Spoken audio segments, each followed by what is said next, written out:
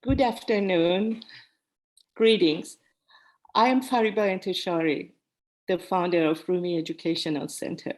Every year on 30th of September, we come together to celebrate life and work of a mystic poet, Jalāl Rumi, who was born in the year of 1207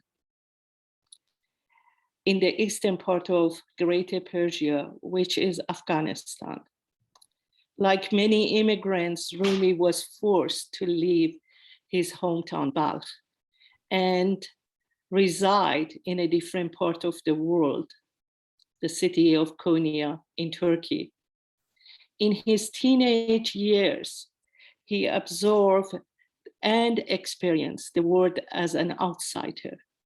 Like many of us, he struggled to make sense and navigate the outside world and the world within, and the complexity of being a human, especially in a time of conflict and turmoil. Often he describes the journey of life as an inner journey or unknown journey. He describes us like a bird of heaven flying over earth just for a short time, temporary change of state for the soul. What is not temporary is our essence as a spirit. That is where we are one. That is exactly where we are one. That's the field that Rumi so eloquently describes in his poetry, out beyond ideas of wrongdoing and right doing. There is a field, I will meet you there.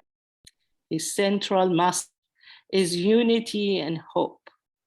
Often he encourages us to connect to the divinity within us, the treasure, and connect to the source, because once we are connected to the core of our being, we reach a level that won't leave others behind. So in the passage of his hope, Rumi tells us a story and describes those stories in a sweet language of poetry. While we cannot reach in this lifetime everyone, we are here for those who seek the path of spiritual growth. We are here to accompany those who are seekers, always desire to expand and understand all levels of life. That's where Rumi can help many of us. I would like to share with you on his birthday this year a simple story that Rumi tells us. He tells us a story about some people who have lost their camels and searching for them. These people are followed by people who had no camels. At the end, they all found their camels. I think Rumi really passionately wanted to share with us, especially this story opens us to the meaning of those who purposefully look for enlightenment and find it. Leave the door open for others to search. So every time we look for the truth and dig deeper, we help others to know more steps toward understanding themselves and others. I get a lot of phone calls that, is there any hope when 50% of the country or the world, doesn't want to collaborate with others who are seeking for the solutions? And my answer is always, we all are doing our best. We do what we can. It's important to know when you search, you're not searching only for yourself, you're helping everyone else. And that's why Rumi's central message of his teaching is hope and is unity. Because in the power of one, we can solve a lot. Together, we can do a lot.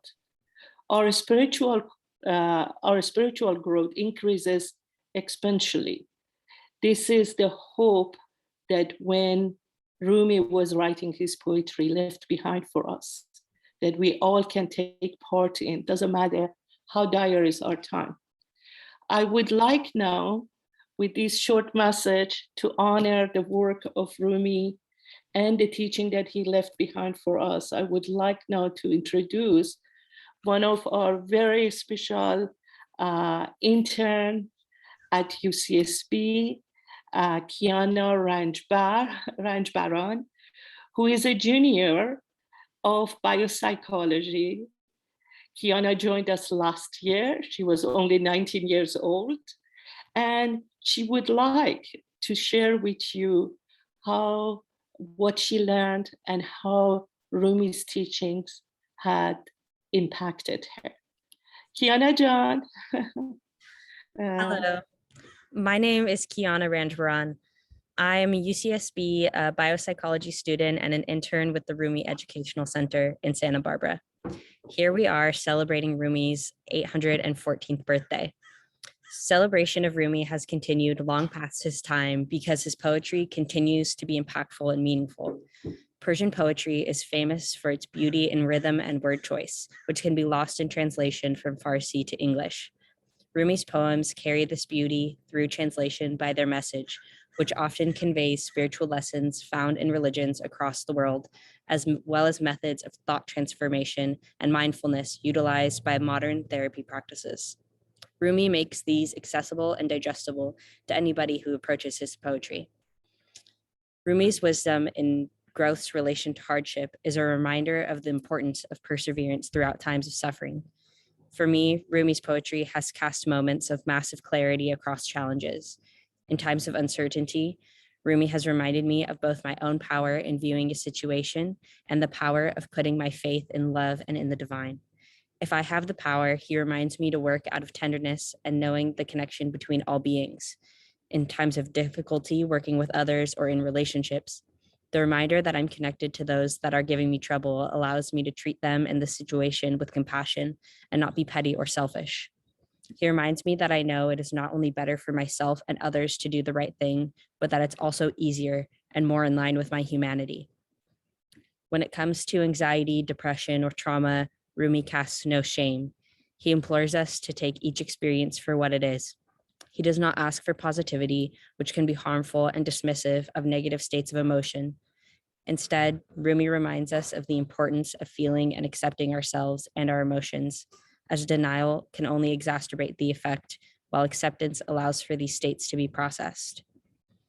Rumi's work is also a reminder of the unconditional love given by the divine, that even if I disconnect from my internal loving nature over and over again, I can return back to work on myself and rediscover my inner love and design.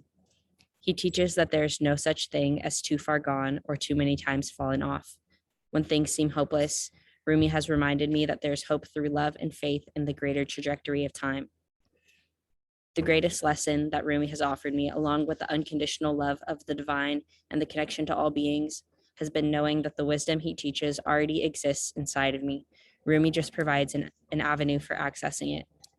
I found that in moments of anxiety, uncertainty, or insatiable dissatisfaction, if I follow my instinct and intuition, listen to my gut and my heart, I can find peace, happiness, and unexpected moments of treasure and joy.